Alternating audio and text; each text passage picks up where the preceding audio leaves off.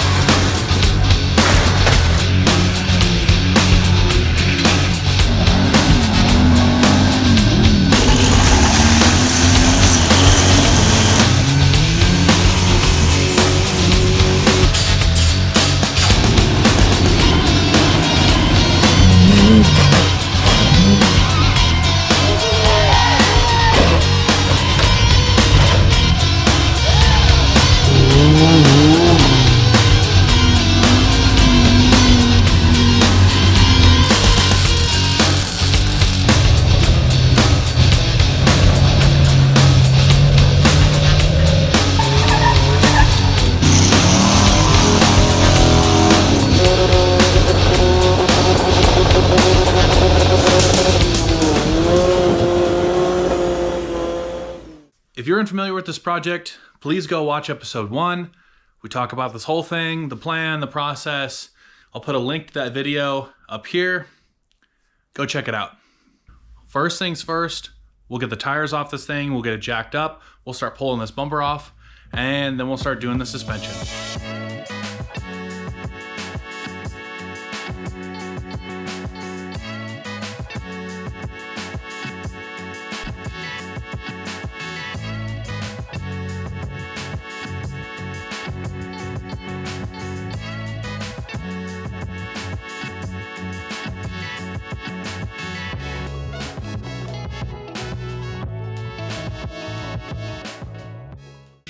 When you're doing stuff like this, it's a good idea to go ahead and put your hardware back in what you're working on if you're intending on using that hardware later on.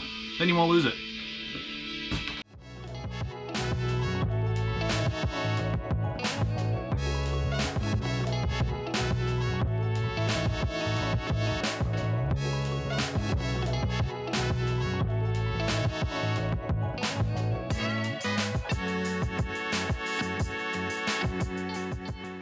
Not a shout out or anything, but this Milwaukee light has been super handy with doing stuff like this. It flips up, it twists. It's been really, really nice. It has this hanger right here, so if I want to hang it on something while I'm working on it, it's been great. Highly recommend. If you've got a bunch of drill batteries, pick up a light that runs off of drill batteries. It's super convenient.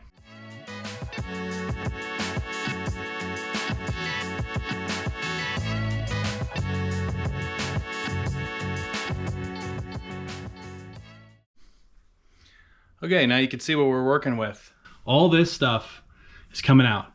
The upper control arm, the spindle assembly, the factory strut, which will be replaced with a coilover.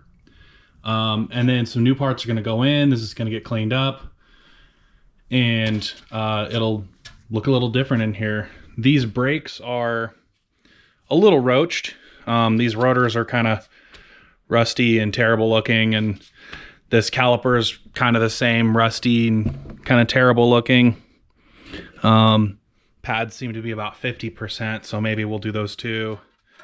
And these these dust covers, they look kind of roached too. I'll see if I have some spare ones out in the shed. I'm thinking he wants to keep his sway bar. I'm going to try to convince him to do a sway bar delete on this. And then we can just get rid of this out of here entirely. But yeah, and then our CV axle back here, we're going to be taking that apart, putting new boots on it and stuff.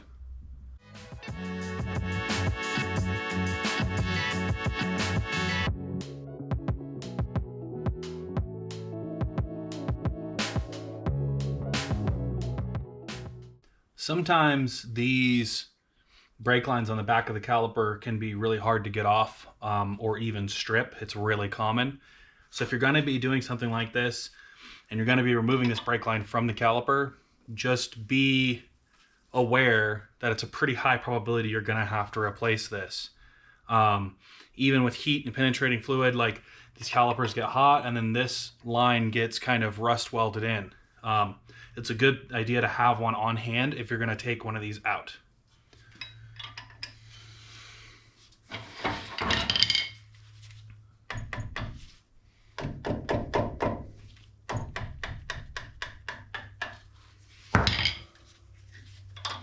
Looks like we got pretty lucky with this one. Came undone. I don't know if you noticed, but I went down and then I went back up again and then back down. That's to try to help everything get moving. You also want a line wrench. If you don't have a line wrench for this, you're almost guaranteed that you're going to strip this line.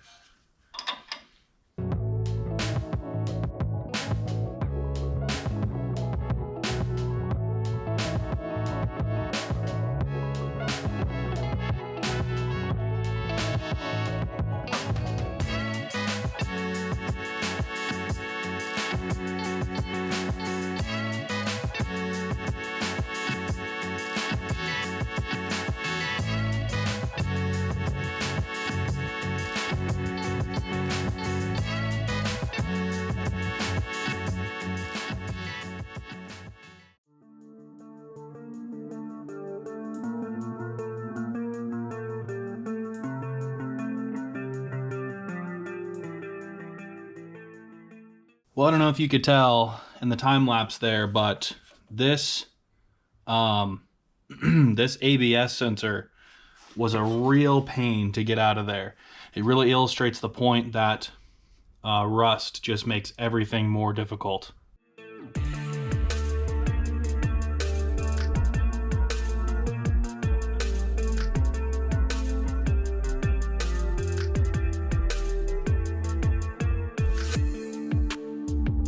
So if you've never taken one of these apart, you got to kind of work around this cap with a screwdriver, pop it loose, and slowly pry it until this cap comes off. And then behind there is this big, basically retaining nut that holds the axle. It's an axle nut that holds it onto the spindle assembly.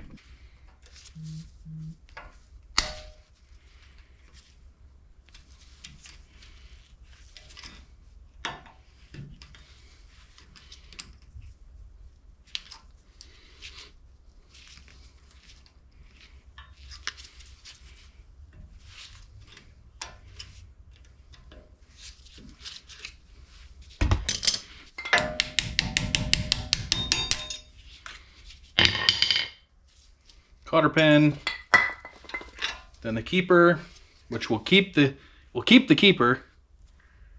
We'll put a new cotter pin in later, and then this big nut that holds everything together. And these are torqued, I think, pretty high, somewhere like 150 or something. So we'll have to use the big impact on that.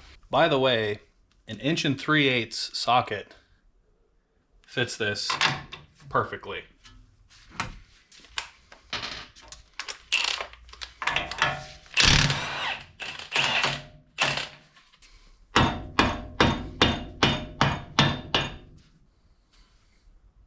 The next thing we'll work on is getting this upper ball joint bolt freed up.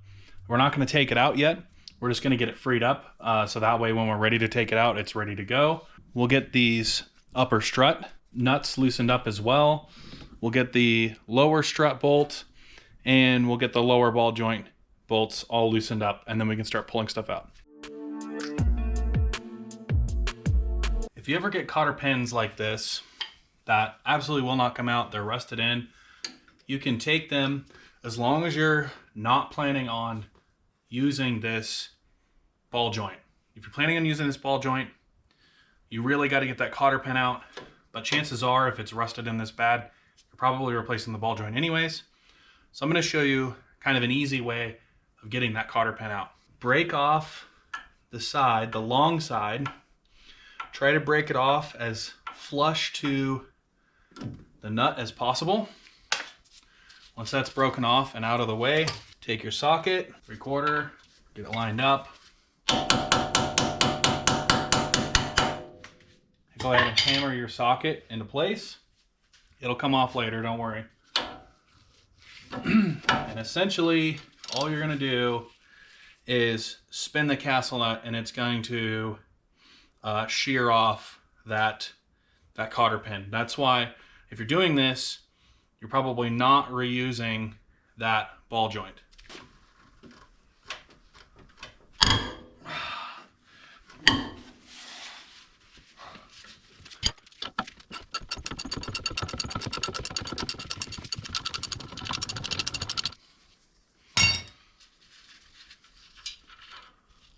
Voila, there you go. No more cotter pin in there. Actually didn't even damage the threads too bad. We'll go ahead and we'll put that back on there for now, since we're not ready to take that all the way out.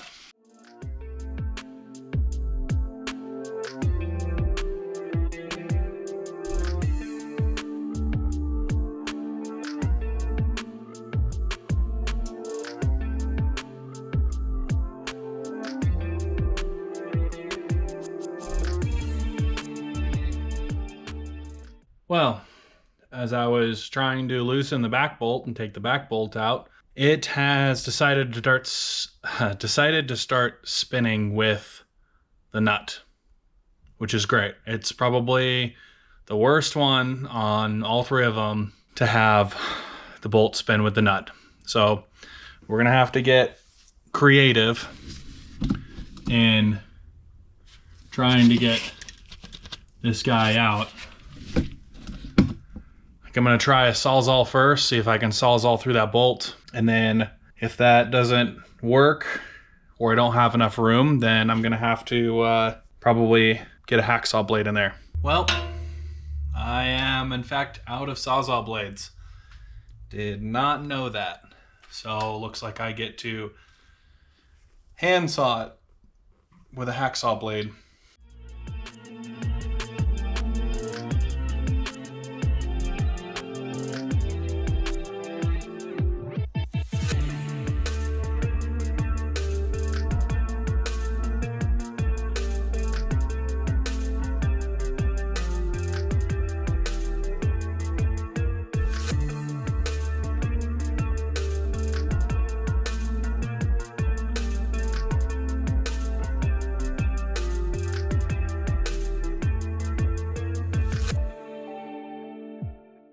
So what I ended up doing was basically cutting most of the way, you can see how cold it is out here, my hands are steaming, most of the way through the bolt, and then took a hammer and basically just like whacked it and kept bending it until I bent the rest of the material and broke it off. That way I didn't have to try to cut through all of it. You can take a lot of the cutting out of something like this.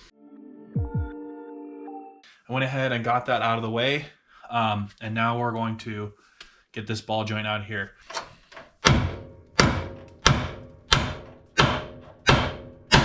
All we got to do next is take those bottom strut bolts out, and then all we got to do next is take those bottom spindle bolts out on the ball joint, and then this will come right out. Okay, spindle bolts are out. Go ahead and lift this up, pull the axle off, and voila, we have our spindle.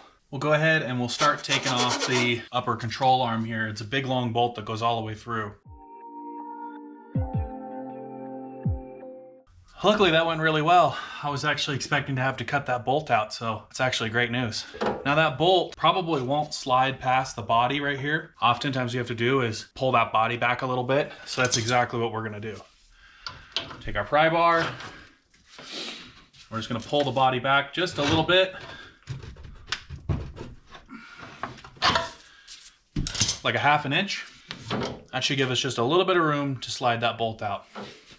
All right, so here is that bolt from the top side. It's a lot easier to pull it out through the engine bay than it is to try to fish it out from the wheel well. Now you might have to move this AC line to one side or the other to get that bolt by. This AC line right here runs right next to where that bolt is. You might have to also wiggle the control arm from the bottom.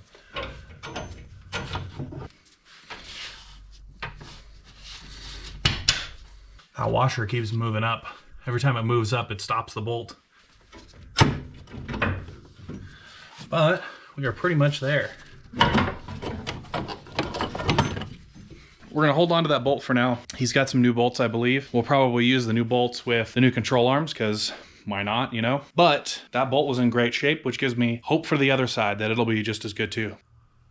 Taking out this CV axle is the next thing, and it's not too difficult as long as you have a pry bar or a crowbar.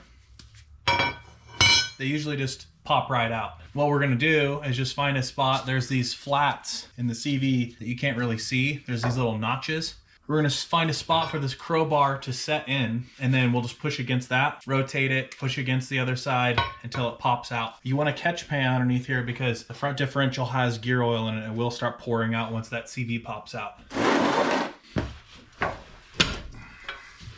Okay, just like that.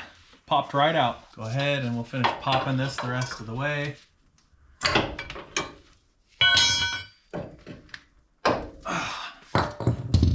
And that is out. We are taking a short intermission from this project, at least for, probably a couple hours or something, because my new 3-core radiator came in for my 4Runner. And next weekend, we're gonna go up and get a tree. And if there's any snow, I wanna be able to play around in the snow without worrying about overheating. But since the other day, I got out the other side, the other spindle, the other CV axle, and I dropped the front diff. I didn't record dropping the front diff. It ended up being a massive pain in the ass. If you've ever taken one out, then you know. But like, man, that thing is really wedged in there. I completely underestimated how difficult that was to get out. I mean, I practically had to take the rack out and everything, fortunately, to get to it. But that means that everything under here is ready to get prepped, and then the kings can go on, the new spindles and bearings and all that can go on, and then that is what we'll be doing a little bit later on today, right after I get this fancy new radiator in. It is draining right now. First things first, we got to take the fan shroud off and then unbolt the radiator, take the lower hose off once it drains a little bit more, and then we can pull this guy out. Should be pretty simple.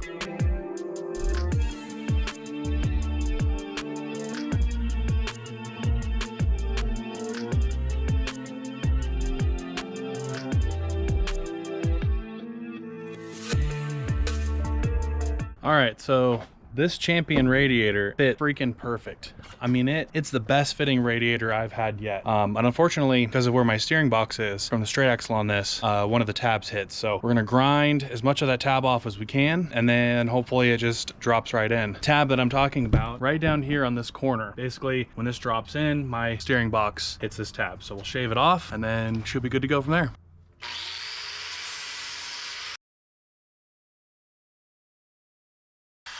In case you're watching this and you also want to straight axle your 4Runner and you don't want your radiator hanging down below the bottom, by the way, that's the whole point of this, is the factory radiator hangs down below bottom of the frame by like 3 or 4 inches. And it's the first thing in the front that's going to hit anything. So when you straight axle this stuff, you kind of want to get that up out of the way. That's why you need this smaller radiator. This radiator is actually it's actually made for a like 97 two-wheel drive Tacoma, but the bolt holes line up and it's the right height and it doesn't stick down below. I'll show you that once we get it installed. But in case you're wondering what part number is for this radiator, it is CC1778.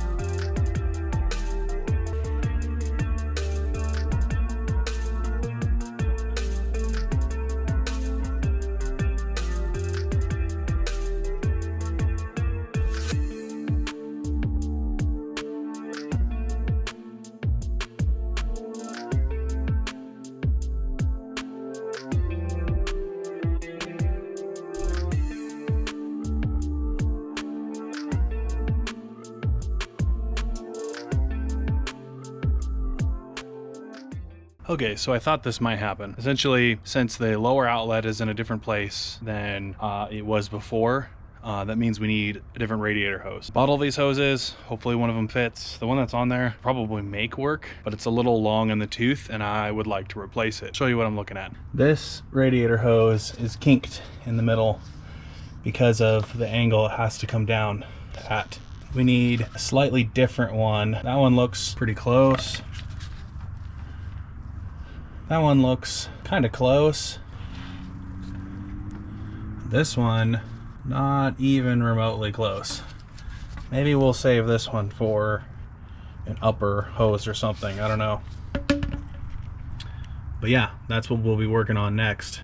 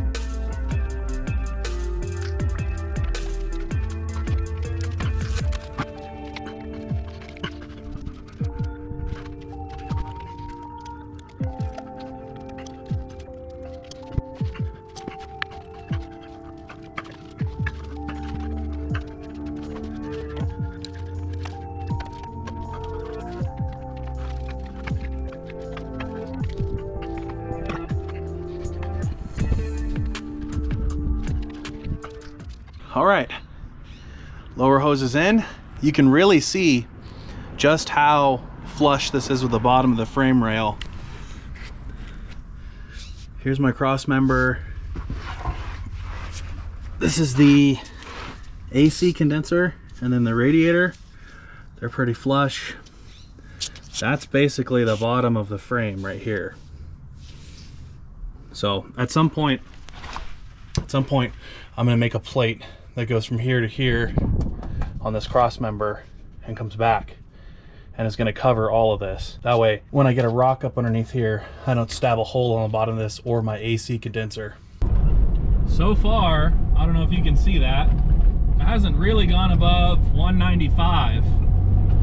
Matter of fact, the faster I go, the cooler it gets, which is great, considering that I probably would be right around 201 right now.